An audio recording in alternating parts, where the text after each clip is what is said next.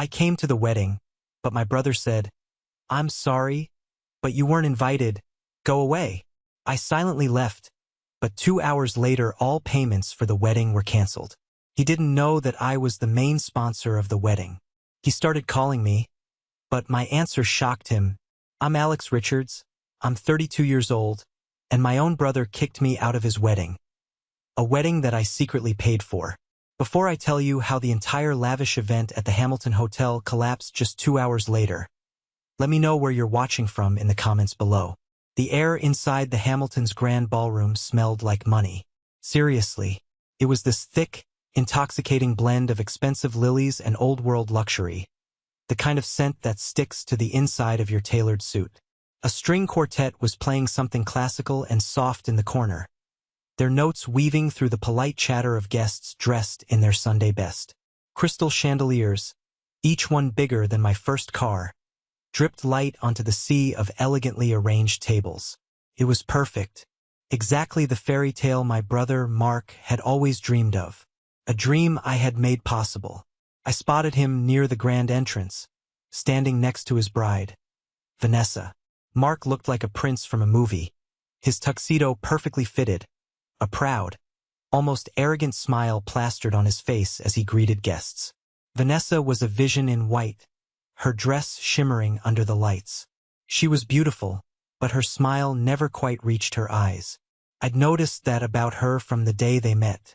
Clutching the gift in my hand, a set of rare, first-edition books for their new library, I started walking towards them. A genuine smile spread across my face. Despite everything, all the years of feeling like the odd one out, I was happy for him. I truly was. This was a new beginning for him and maybe, just maybe, for us too. But as I got closer, the warmth in the room seemed to evaporate. Mark's smile tightened when he saw me.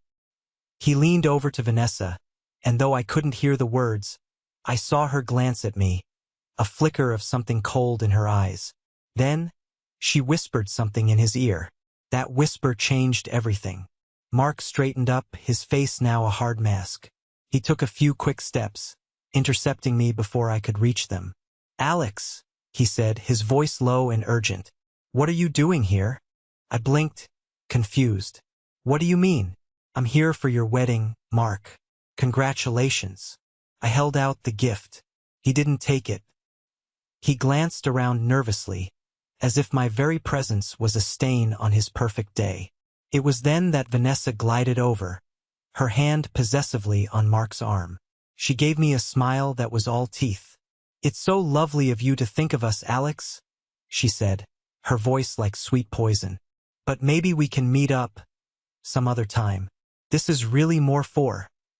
She trailed off, letting her eyes sweep over the wealthy guests. The implication was clear. For people who aren't you. Mark took his cue. "I'm sorry," he said, the words sharp and final. "You're not on the guest list. You should go. You should go." The words hit me harder than a physical blow. I looked past him, my eyes desperately searching for my parents. I saw them standing near the bar, chatting with Vanessa's father. They saw me. I know they did. For a split second, our eyes met. I saw a flash of panic on my mother's face before she quickly turned away, suddenly fascinated by the ice sculpture. My father just took a long sip of his drink, his back turned to me. They weren't going to say a word. The gift in my hands suddenly felt impossibly heavy. The air in my lungs turned to stone. In that moment, surrounded by 100 strangers, I had never felt more alone. I gave a single, tight nod. I didn't say a word. There was nothing left to say. I turned around and walked out, the soft music of the string quartet chasing me all the way to the grand oak doors. As they clicked shut behind me, the sound echoed in the sudden, deafening silence of my world. The fairy tale was over, and a different story was about to begin. That walk from the ballroom to my car felt like a mile. Each step was heavy, dragging a lifetime of memories behind it. The cold, crisp air of the parking garage was a relief after the stuffy atmosphere of the party, but it did little to clear my head. All I could see was my mother's face turning away. That single image played on a loop, more painful than Mark's cruel words or Vanessa's condescending smile. To understand why that moment shattered me, you have to understand the 32 years that came before it. My family always operated on an unspoken system. Mark was the sun. I was a planet in a distant, forgotten orbit. He was the golden child, the one who was all charm and charisma, the one who could light up a room just by walking into it. I was the quiet one, the nerdy one, the one who was good at math and computers but terrible at small talk. Mark got the applause. I got the polite, dismissive pats on the head. I remember when I was 12, I won the state science fair. I'd spent months building a miniature solar-powered water purifier. I was so proud. I came home with a big blue ribbon and a trophy. My dad looked at it, grunted and said, "That's nice, son. Don't leave your junk on the dinner table." Later that week, Mark, who was 8, kicked the winning goal in his Pee-wee soccer game. My parents threw a neighborhood barbecue in his honor.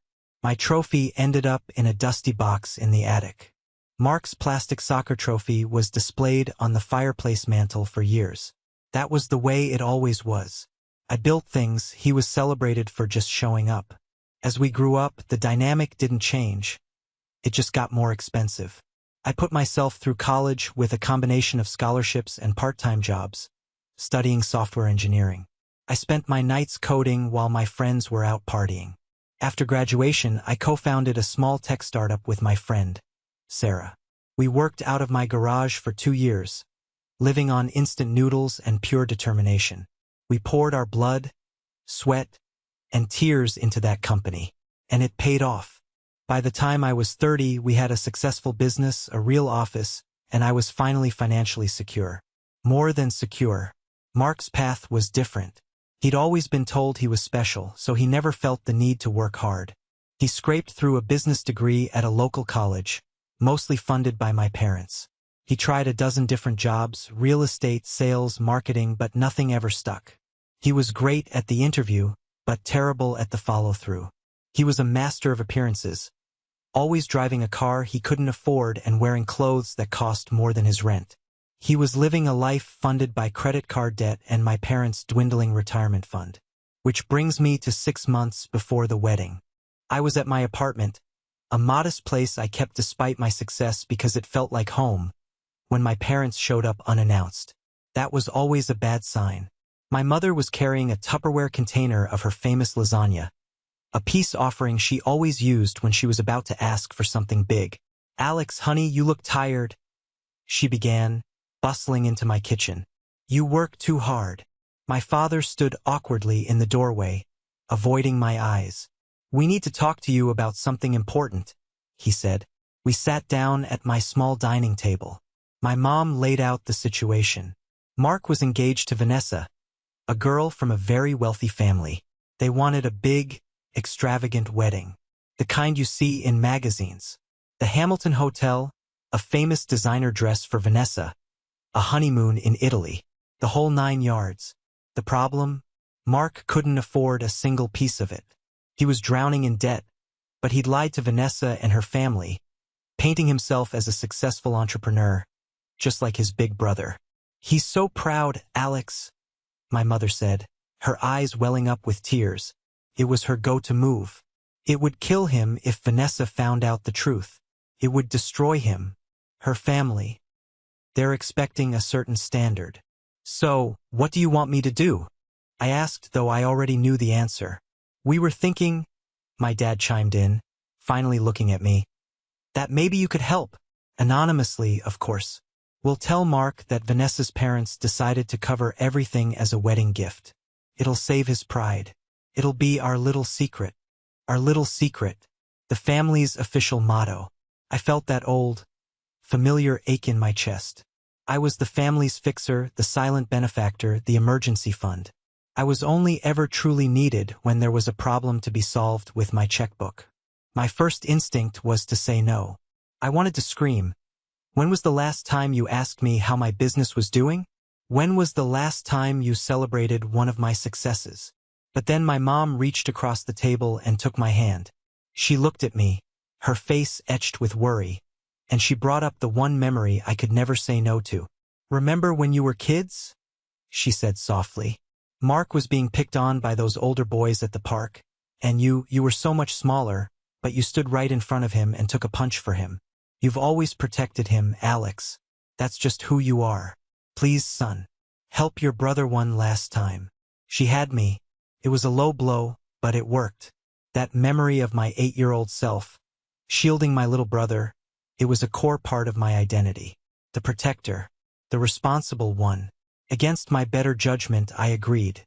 The next day, I called my business partner, Sarah. She's not just my partner. She's the most brutally honest person I know. The sister I never had. I laid out the whole situation for her. She was silent for a long moment on the other end of the line. Then, Alex, are you insane? After everything they've put you through? You're not their personal ATM. This is a terrible idea. I know, I said, pacing around my office. But it's Mark. And my mom. You know how she gets. Maybe this time it'll be different. Maybe this will finally be the thing that makes them see me. Or maybe, Sarah countered, her voice sharp, it'll just prove to them that you're the family doormat, and they can keep wiping their feet on you whenever they please. If you're really going to do this, for God's sake, be smart about it. Protect yourself. Put it in writing. Set the terms. Sarah's advice cut through the emotional fog. She was right. I wasn't going to just hand over a blank check. I would do it, but I would do it my way. I scheduled a meeting with my lawyer and my financial advisor. I explained the situation, the need for anonymity, and the total budget. $90,000. It was a staggering amount, but I wanted to do it right if I was going to do it at all. My lawyer, a sharp man named Mr. Davies, proposed a solution. We won't just give them the money, Alex, he explained. That's messy and untraceable. Instead, we'll set up an escrow account. You'll fund it with the full $90,000. We will then act as the official anonymous benefactor and work directly with the wedding planner, Pearl Weddings. We'll pay the vendors from this account. Okay, I said. That sounds good. But, Mr. Davies continued, holding up a finger, we add a crucial clause to the agreement with the planner, a morals clause of sorts. The funds are contingent on the benefactor's goodwill. Specifically, the agreement will state that the funds for the reception and honeymoon will only be released from escrow after the ceremony is complete, and upon the benefactor's personal confirmation that the event proceeded in a manner befitting the spirit of the gift. My financial advisor chimed in. And to make that stick, we'll make it clear that the benefactor will be in attendance as a guest to provide that confirmation. As a fail-safe, your attendance and approval are, contractually, the final key that unlocks the money. It was brilliant. It was my way of ensuring I was at least a part of the day I was funding. It wasn't about holding the money over their heads. It was about guaranteeing myself a seat at the table. A seat I felt I had to buy. We drafted the documents. I signed them. Pearl Weddings and the Hamilton Hotel agreed to the terms. The trap was set, though at the time I truly believed it was just a safety net. I told my parents the anonymous donor had been arranged. They were ecstatic. They praised me, called me a saint, a lifesaver. The praise felt hollow, transactional. Over the next few months, I heard bits and pieces about the wedding planning. The imported flowers, the 10-tier cake, the famous photographer. Every detail was more lavish than the last. I never received an official invitation. I told myself it was part of the anonymity plan and oversight. They knew I was coming. They had to. My own mother had practically begged me to be the family's savior. So, sitting there in the cold silence of the parking garage, all of those pieces clicked into place. The pleading, the memory of my childhood sacrifice, the clever legal contract, the missing invitation. It wasn't an oversight. It was a calculated exclusion. They had taken my money, taken my generosity, and then decided I wasn't good enough to witness the spectacle I had paid for. They didn't just want my money. They wanted my absence. The ache in my chest was gone. The hollow feeling of shock was starting to solidify into something else. Something hard, cold, and clear. It was the feeling of a man who had been pushed too far. The feeling of a protector who finally realized the only person he needed to protect was himself. My mother had asked me to help my brother one last time. She was about to get her wish. For a few long minutes, I just sat there in the driver's seat of my car, the engine off, the silence of the concrete parking garage pressing in on me. My hands were gripping the steering wheel so tightly that my knuckles were white. My mind was a hurricane, replaying the scene at the door over and over. Mark's dismissive words, Vanessa's icy smile, and worst of all, the image of my parents turning their backs on me. It wasn't just humiliation. It was a profound, gut-wrenching betrayal that reached back through my entire life, connecting every dismissive comment, every overlooked achievement, every time I was made to feel less than. They hadn't just kicked me out of a wedding. They had kicked me out of the family once and for all. The message was loud and clear. Your money is welcome here, but you are not. And in that moment, something inside me snapped. Not in a loud, explosive way. It was a quiet, clean break. The part of me that had spent a lifetime desperately seeking their approval, that had clung to the hope that one day they would finally see my worth, that part of me just died. Right there in the driver's seat of my Audi. The hurricane in my mind subsided, and what was left was a strange, chilling calm, the kind of calm you feel in the eye of a storm. I knew exactly what I had to do. I took a deep, steadying breath and pulled out my phone. My thumb hovered over my contacts. It would have been so easy to call Mark and scream at him. It would have been easy to call my mother and demand to know why. But what was the point? They had already given me their answer. Instead, my first call was to Sarah. I needed to hear a sane person's voice. She picked up on the second ring. Alex? Everything okay? Isn't the wedding starting? My voice was flat, devoid of emotion. They kicked me out, Sarah. There was a pause. They what? Mark told me I wasn't on the guest list. He told me to leave. My parents just stood there and watched. I could hear her sharp intake of breath. Then, her voice turned to steel. Those absolute bastards. I'm so sorry, Alex. I swear to God. I'm going to. Don't. I cut her off. Don't be sorry. And don't be angry. Be practical. I need your help. Anything. What do you need? The escrow account, I said. The one Mr. Davies set up. Remind me of the exact wording of the final clause. I could hear the rustle of papers on her end. Sarah was always prepared. Got it, she said. Funds for the reception, catering, entertainment, and honeymoon package are to be released upon completion of the event and requires the personal, verbal, or written confirmation of the benefactor, who will be in attendance as a guest, confirming the event proceeded in a manner befitting the spirit of the gift. The spirit of the gift, I repeated softly. The irony was thick enough to choke on. So, if the benefactor is not in attendance, or if he is, say, unceremoniously ejected from the premises, then the primary condition for release of funds has been violated. Sarah finished, her voice a mixture of horror and dawning, righteous glee. Alex, you magnificent son of a gun. The contract is voidable. At your discretion. That's all I needed to hear, I said. A small, cold smile touched my lips for the first time. Thanks, Sarah. I'll handle it from here. Give him hell, Alex, she said, and I knew she meant it. My next call was to Mr. Davies, my lawyer. It was a Saturday afternoon, but I paid him a hefty retainer for a reason. He answered, his voice professional as always. Mr. Davies, I said, my tone all business. It's Alex Richards. I need you to execute a clause. Immediately.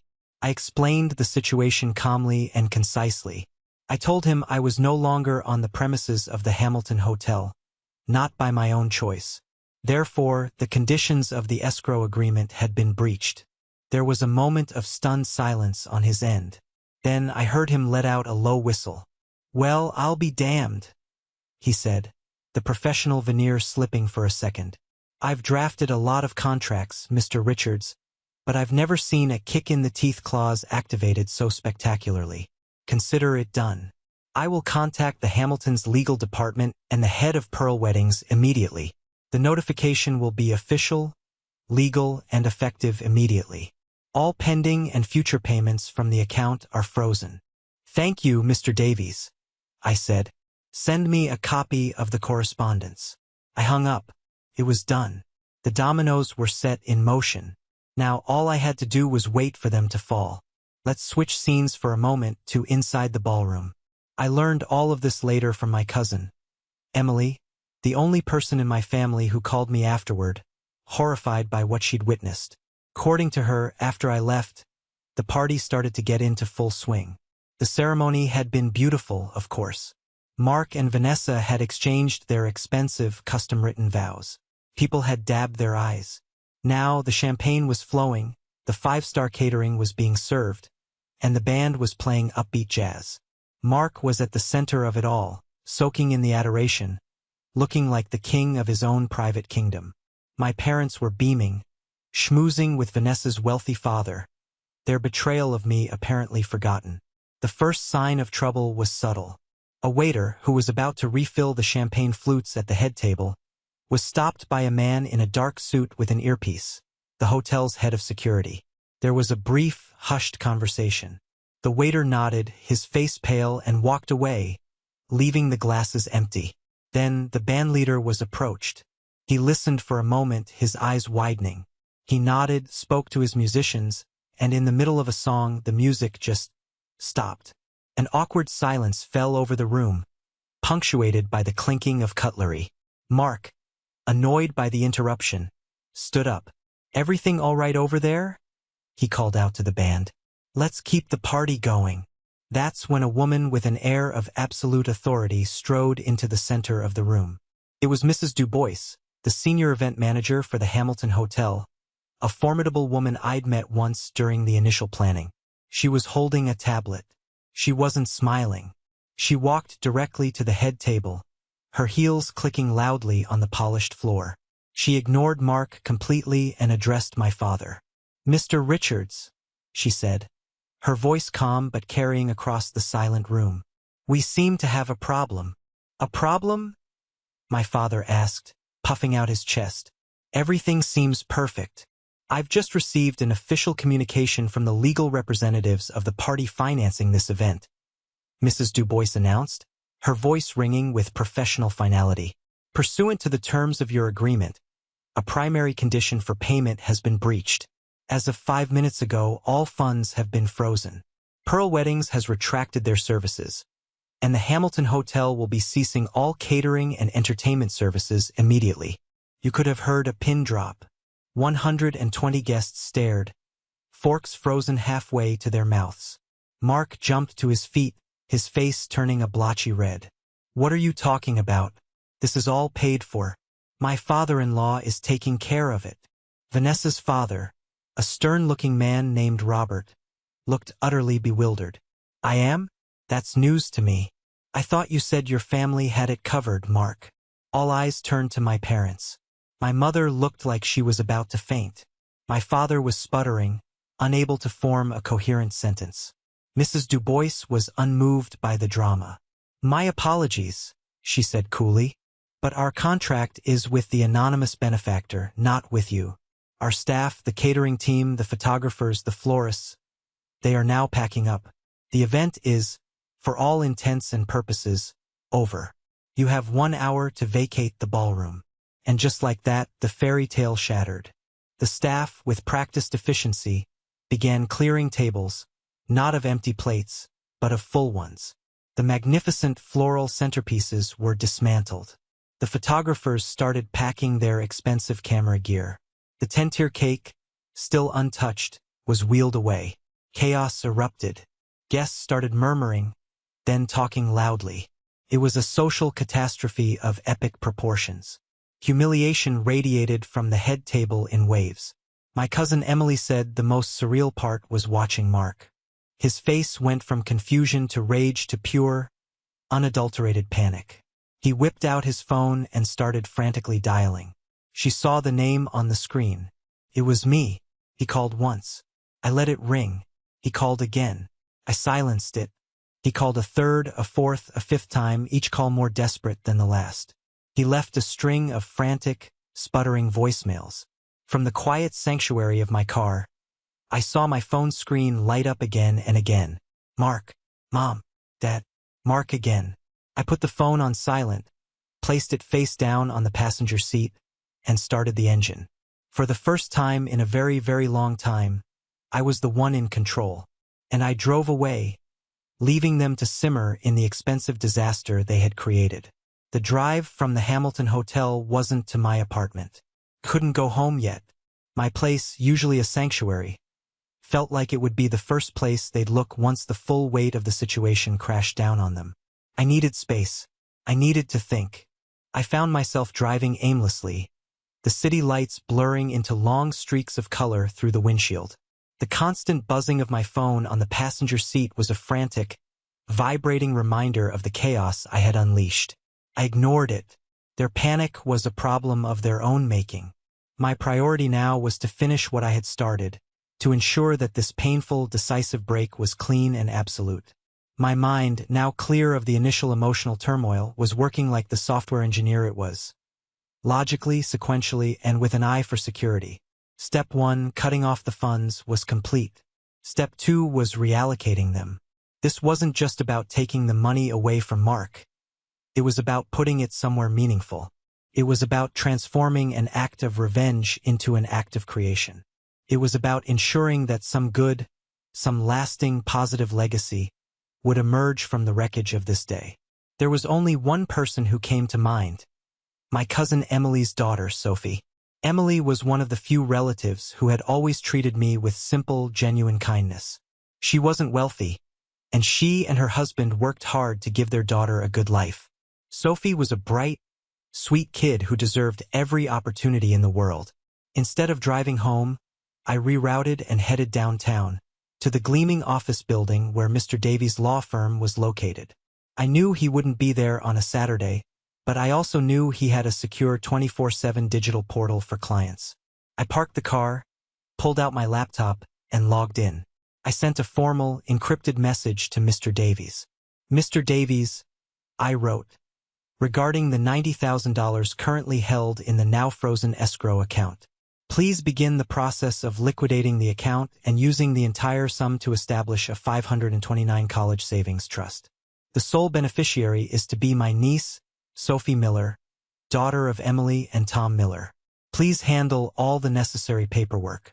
This is my top priority. I hit send. A wave of profound satisfaction washed over me. Felt right. The money that was meant to fund a monument to my brother's ego and my parents' social climbing would now become the foundation for a little girl's future. It was the best $90,000 I had ever spent. Finally, I drove home. The journey was quieter now. The frantic buzzing from my phone had slowed, replaced by a steady stream of text messages that I refused to read. When I walked into my apartment, the silence was a welcome embrace. The lasagna my mother had brought over 6 months ago was a distant memory, but I could almost smell the ghost of it in the kitchen, a phantom of the manipulation it represented. I went over to a corner of my living room that had been neglected for years. Under a canvas drop cloth was an easel and a half-finished painting. It was a landscape, a view of the ocean from a trip I'd taken years ago. I had started it with so much enthusiasm, but the demands of my business and the endless, draining drama of my family had pushed it aside. It was a relic of a version of myself I had almost forgotten, the person who found peace in creating, not just in earning. I pulled the cloth off, sending a small cloud of dust into the air. I ran my hand over the rough canvas. The paint was dry, the colors dull. It looked like a fossil of a dead dream. Curiosity finally got the better of me. I picked up my phone. The screen was a battlefield of missed calls and desperate messages. 37 missed calls. 15 from Mark, 12 from my mom, 10 from my dad. I decided to listen to just one voicemail. I chose the most recent one from Mark. I pressed play. His voice, usually so smooth and confident, was a ragged, panicked mess. Alex, pick up the phone. Pick up the damn phone. What did you do? They're kicking everyone out. Vanessa is crying. Her father looks like he wants to kill me. The hotel manager is talking about suing for damages. You have to fix this, Alex. Whatever you did, you have to call them back and fix it. This is my wedding. You're ruining my life. You owe me this. You owe me this. The sheer, unmitigated entitlement of that statement was breathtaking. After kicking me out, after humiliating me in front of 100 people, he still believed, in his heart of hearts, that I owed him something, that I was obligated to clean up his mess. I deleted the voicemail without a second thought. I deleted all of them. Then I blocked his number. I blocked my mother's number. I blocked my father's number. It was a digital amputation. Quick, clean, and necessary to stop the spread of the poison. I stood there in my silent apartment, the ghost of Mark's desperate voice still hanging in the air.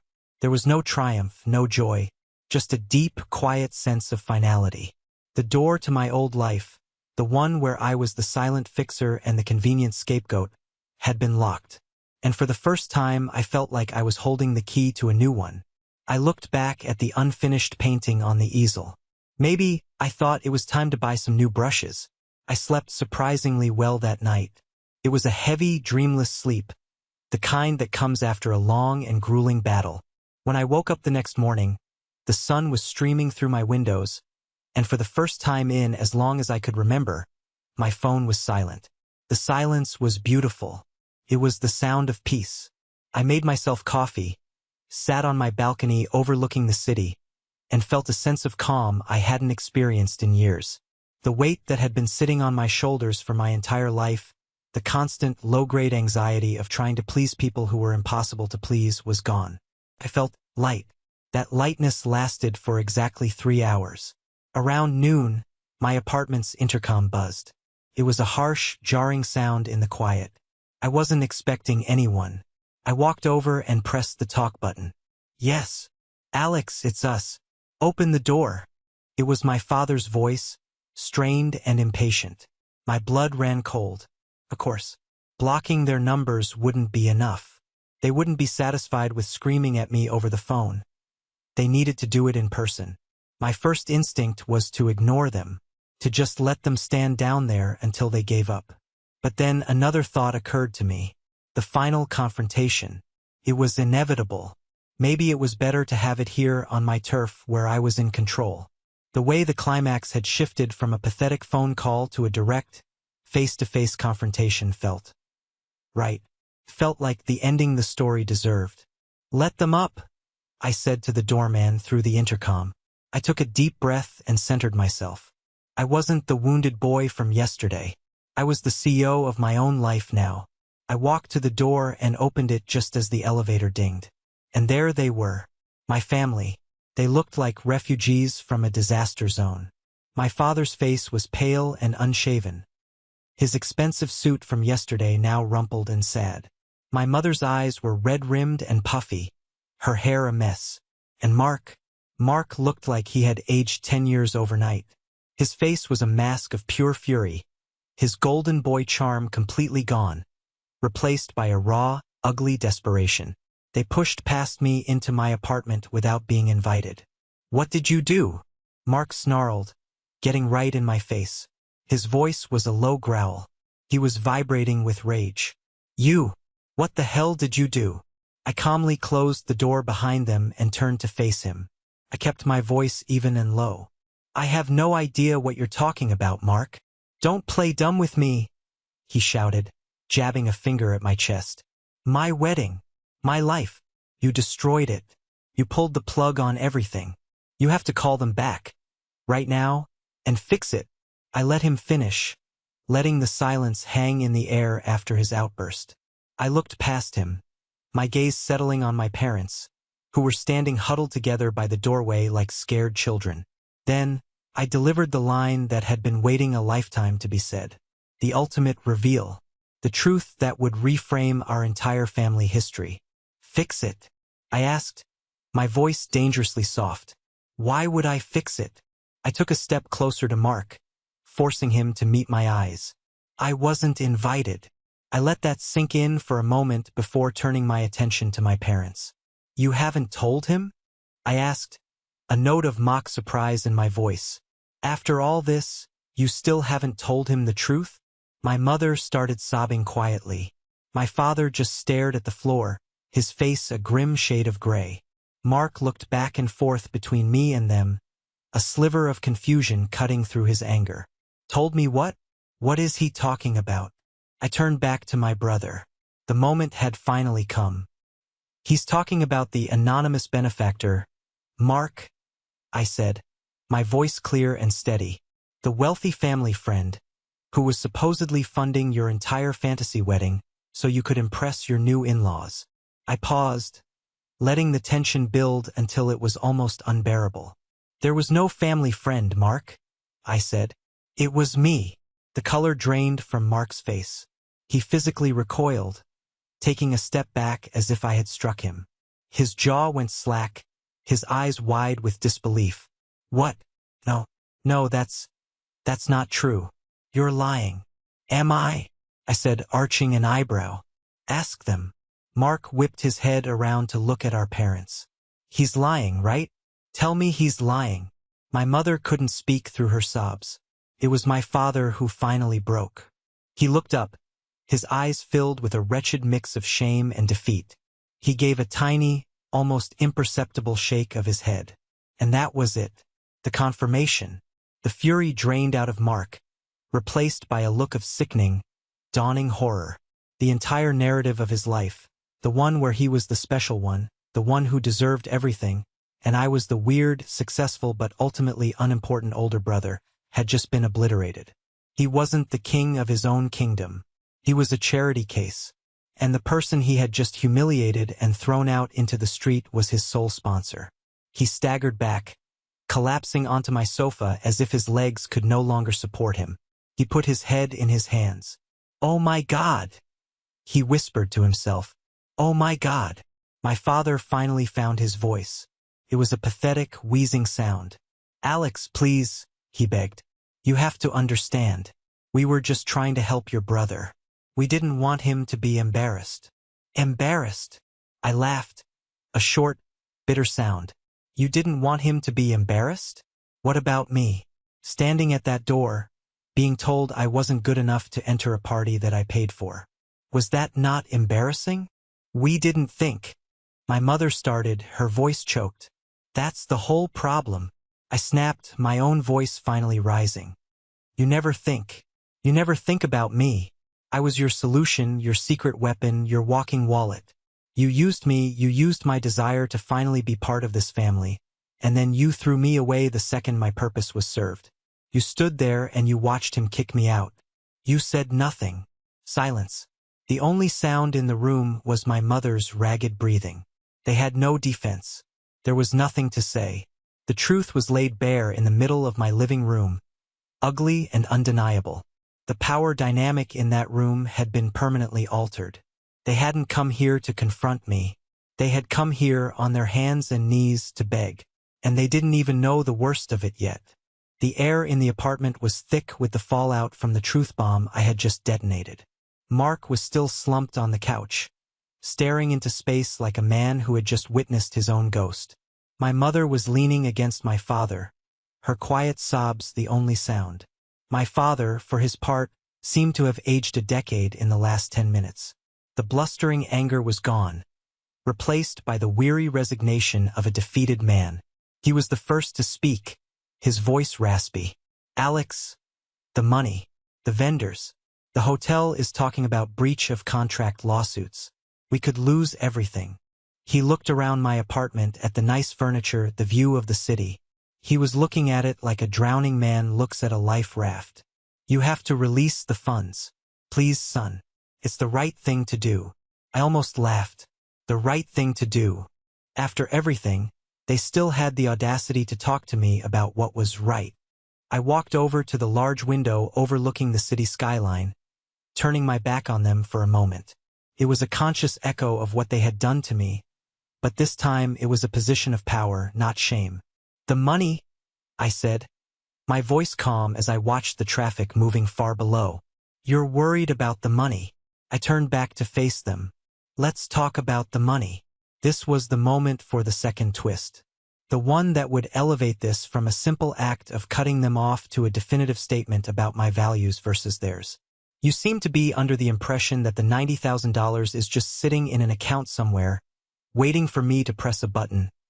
I explained, my tone cool and educational, as if I were explaining a complex concept to a child. "It's not. The moment I instructed my lawyer to freeze the account, I also gave him a second instruction. I let my gaze drift from my father to my mother, and finally to Mark, who was now looking up, a sliver of desperate hope in his eyes. He probably thought I was going to say I'd reconsidered. I killed that hope with my next sentence. The entire sum has been irrevocably transferred. I used it to establish a fully funded educational trust. A trust? My father asked, confused. For who? This was the part one would savor. For Sophie, I said clearly. For cousin Emily's daughter. Her entire college education is now paid for. From kindergarten through her master's degree, if she wants it. That money, the money you wanted to spend on a single day of champagne and lies, is now going to build a young girl's entire future. It's going to buy her knowledge, opportunity, and a life of her own choosing. So no, Dad, I won't be releasing the funds. They're already gone. They've been put to a purpose that actually matters. If the first revelation had been a body blow, this was the knockout punch. The idea that the money wasn't just gone, but had been purposefully redirected to another part of the family, the part they likely looked down on, was an act of defiance so complete, so absolute, that they couldn't even process it. My father staggered back, speechless. My mother let out a small, wounded cry. But it was Mark's reaction that was the most telling. The last vestige of hope in his eyes died, replaced by a look of pure, venomous hatred. He had not only lost the money, he had lost face in the most spectacular way possible. I hadn't just taken his toy away, I'd given it to the quiet kid in the corner. He finally found his voice, a low, threatening hiss. You'll regret this, Alex. I swear to God, you will regret this for the rest of your life. No, Mark, I said, walking towards the door and opening it, a clear invitation for them to leave. I won't. Regret is for people who make the wrong choices. For the first time in my life, I'm absolutely certain I've made the right one. My mother, her face a mess of tears and mascara, made one last, desperate appeal. Alex, how could you do this to your own family? I looked her straight in the eye, my voice devoid of the anger I felt, leaving only a cold, hard truth. You stopped being my family yesterday, I said. When you stood by that bar and turned your back on me, you made your choice. Now I've made mine. I held the door open, my stance unwavering. The message was clear. The conversation was over. My father, looking utterly broken, took my mother by the arm and guided her out of the apartment. Mark stood up, shot me one last look of pure loathing, and then stormed out, slamming the door behind him. I stood there for a long moment in the silence of my apartment. It was finally, truly over. I had faced them. I had told the truth. I had set my boundaries. I had taken back my power. The house of cards they had built on a foundation of my generosity and their entitlement had come crashing down. And as I stood there, I didn't feel angry or sad or even triumphant. I just felt free. The long, exhausting war was over, and I had, at last, won my own independence. The 6 months that followed were the quietest and most productive of my life. The storm had passed, and what it left behind was a clean slate. I made a few big decisions. The first was to sell my minority stake in my tech company back to Sarah. She was more than ready to take the helm, and I was ready for a change. The sale left me with more money than I would ever need, but more importantly, it left me with something far more valuable: time. My second decision was to leave the city. There were too many ghosts there, too many memories in the familiar streets and buildings. I needed a new view. I bought a small house in a coastal town a few hundred miles away, a place where the air smelled of salt and the dominant sound was the crashing of waves, not the blaring of traffic. And my third decision was to finally take my painting seriously. I converted the garage of my new house into a bright, airy studio. I bought new brushes, new canvases, new paints in every color imaginable. And I just painted for hours every day. I poured all the emotions I had suppressed for years. The anger, the hurt, the loneliness, and finally, the peace, onto the canvas. It was a kind of therapy that was more effective than any paid professional could ever be. I wasn't just painting pictures. I was painting my new life into existence. I had no contact with Mark or my parents. After that final confrontation, a curtain of silence had fallen between us. The only connection I kept to that old life was my cousin, Emily. She would call me every few weeks, ostensibly to give me an update on Sophie, but I knew she was also checking in on me. It was during one of those calls that I learned the full extent of the fallout. "You will not believe what happened," she said one Tuesday afternoon, her voice a mix of gossip and disbelief. "Try me," I said, dabbing a bit of cerulean blue onto my canvas. "Well, for starters, Mark and Vanessa are officially over," she announced. "The engagement is off. Apparently, once her father found out that Mark was not only broke but had tried to finance the wedding with your money, he forbade her from ever seeing him again. Vanessa didn't put up much of a fight. She was more embarrassed than heartbroken. I felt a small, detached pang of something that might have been pity, but it passed quickly. "That's not surprising," I said. "Their whole relationship was built on a lie." "Oh, it gets better," Emily continued. "Your parents, they had to sell the house, the one you grew up in. That stopped my hand." "What? Why?" "This is the part one wasn't sure I should tell you," she said, her voice dropping. "It turns out, the reason they were so desperate for this wedding to happen, the reason they were so terrified of upsetting Vanessa's family, wasn't just about social status." And then she delivered the final, pathetic twist in the story. "They were in debt," Emily explained. "Deep in debt. They'd taken out a second mortgage on the house years ago to fund Mark's failed business ventures. They'd maxed out their credit cards to maintain their lifestyle. And apparently, they had borrowed a substantial amount of money directly from Vanessa's father, Robert. A personal loan they had promised to pay back after the wedding. Suddenly, it all made a sick kind of sense. Their desperation, their willingness to throw me under the bus, their utter panic when the whole thing fell apart. It wasn't just about protecting their precious golden child's pride. It was about saving themselves. The wedding wasn't just a party. It was supposed to be their financial bailout, cementing their connection to a wealthy family who they could continue to lean on. Their betrayal wasn't just born from favoritism, but from a pathetic, self-serving desperation. It didn't excuse what they did, not by a long shot, but it recontextualized it. It made their actions even more pitiful. "So, they sold the house to pay him back?" I asked. "Yep," Emily confirmed. "They're renting a small apartment over in Northwood now. I guess they're finally living within their means, for the first time in their lives." We were quiet for a moment. It was a sad, pathetic end to their story. They had sacrificed their integrity, their relationship with one of their sons, and in the end, they had lost everything anyway. "They've tried calling me, you know," Emily said softly, "asking for your new number. I told them I didn't have it." "Thank you, Emily," I said, and I meant it more than she knew. "How's Sophie, by the way?" Her voice immediately brightened, full of genuine joy. "Oh, Alex, she's wonderful. We opened the trust documents with our financial advisor last week. To see that number, to know that her future is secure. There are no words. She's already talking about wanting to be a doctor. We bought her a toy stethoscope, and she hasn't taken it off." A real warm smile spread across my face. "That's all I wanted to hear," I said. After the call, I stood in my studio for a long time, looking out the window at the ocean. The waves rolled in and out, a steady, constant rhythm. They washed the shore clean day after day. I felt like that shore. The storm had come and gone, and I had been washed clean. I had started a new painting that week. It was different from my landscapes. It was abstract, a chaotic swirl of dark, angry colors, blacks, deep purples, and jarring reds. But right in the center, there was a brilliant, explosive burst of gold and light, pushing all the darkness away.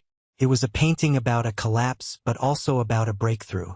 A local gallery owner had visited my studio the week before, after hearing about the reclusive new artist in town. She had stood in front of that painting for a full 10 minutes without saying a word. Finally, she turned to me, her eyes shining. "I want that one," she said. for my upcoming New Voices exhibition. It's the centerpiece. It's magnificent. What's it called? I looked at the canvas, at the story of my own rebirth told in color and texture. I knew its name immediately. It's called The Sponsor, I said. The opening night of the New Voices exhibition was 6 months after my phone call with Emily. The gallery was buzzing with the same kind of energy I had felt at the Hamilton Hotel a year ago, but this time it was different. This energy wasn't built on pretense and polite lies. It was built on genuine passion and appreciation for art. It was real. My painting, The Sponsor, was hanging on the main wall, just as the gallery owner had promised. It was the first thing people saw when they walked in. I stood off to the side, nursing a glass of sparkling water, just watching people's reactions. They would stop, their heads tilted, their expressions shifting as they took in the chaotic darkness and the triumphant burst of light at its center. They didn't know the story behind it, not the literal one, but I could tell they felt it. They felt the conflict, the pain, and the ultimate explosive liberation. Sarah flew in for the opening. She came up behind me and gave me a hug. "Look at you, Alex," she said, beaming with pride as she looked from me to the painting. "Who knew there was a tortured artist hiding inside that software geek all along?" "He was always there," I said with a smile. "He was just buried under a lot of family obligations." Later in the evening, a man who introduced himself as a critic from a major art journal approached me. He had been studying my painting for a long time. "There's a story here," he said, not as a question, but as a statement. "A powerful one. It's about a fundamental shift in power, a breaking of chains." I just nodded. "Something like that." "Whatever it was," he said, shaking my head in admiration. "Thank you for sharing it." His words stuck with me. Thank you for sharing it. I hadn't thought of it that way. I had painted it for myself as a way to process, to heal, to close a chapter. But in sharing it, the story had become something more. It wasn't just my story anymore. It was a story about anyone who had ever felt small, who had ever been taken for granted, who had ever had to fight to claim their own worth. As the evening wound down, I found myself standing alone in front of the painting again. I thought about Mark and my parents. I didn't feel anger towards them anymore. I didn't feel much of anything, really. They were just characters in a story that was already over, a book I had already closed and put back on the shelf.